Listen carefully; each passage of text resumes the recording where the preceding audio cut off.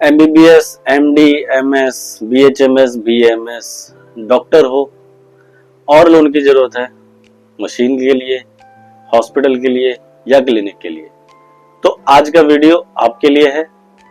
आप बिल्कुल मिस मत करना।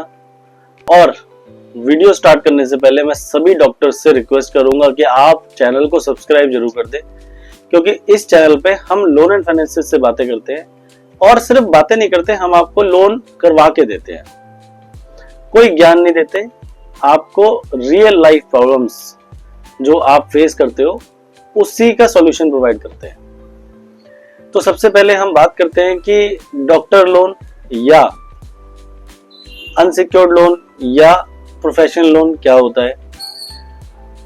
तो डॉक्टर लोन का सिंपल सा मतलब है, डॉक्टर्स को मिलता है अपनी डिग्री के बेस पे, अपनी इनकम के बेस पे, अपनी बैंकिंग के बेस पे।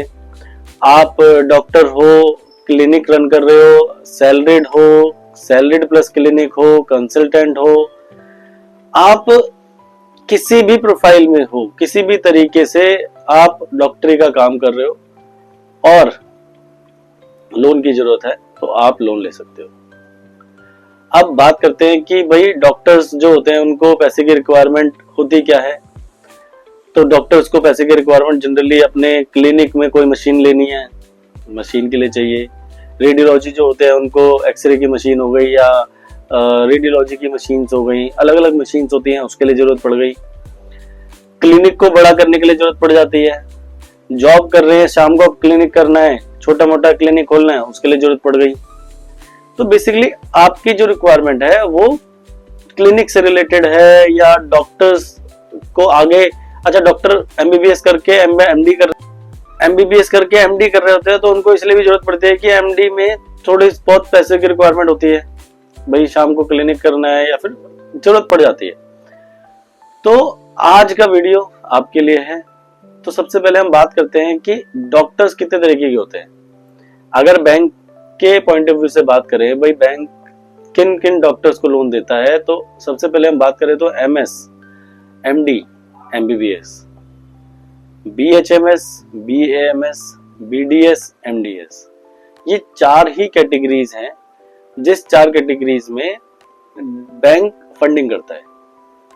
अब ये तो चार कैटेगरी हो गई।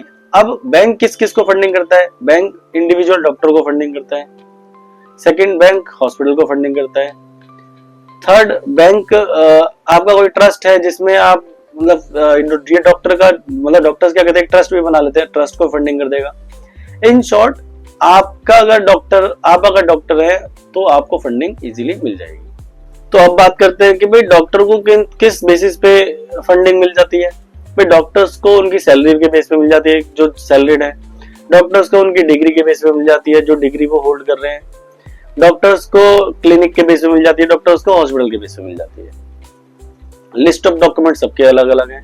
अगर हम बात करें डिग्री के बेस पे तो पैन कार्ड, आधार कार्ड, डिग्री चाहिए।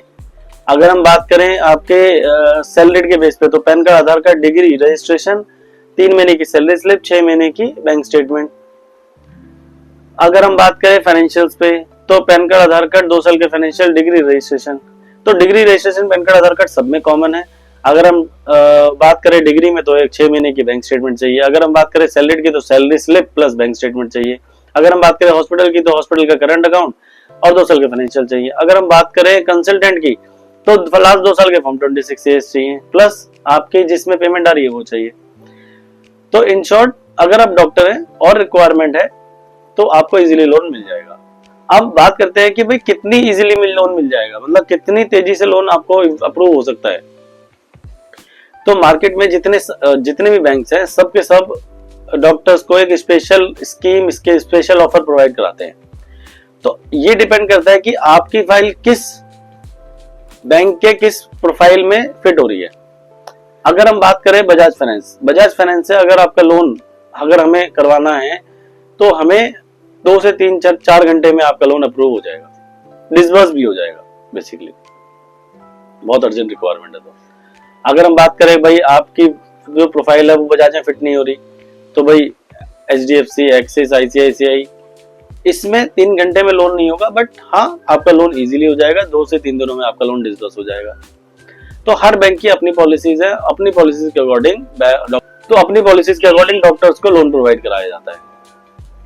अब बात करें कि डॉक्टर्स को जो लोन है वो कितने तरीके से मिल सकता है, सिर्फ लोन ही मिलेगा या ओडी भी मिल सकती है? तो आपको लोन भी मिल सकता है, आपको ओडी भी मिल सकती है।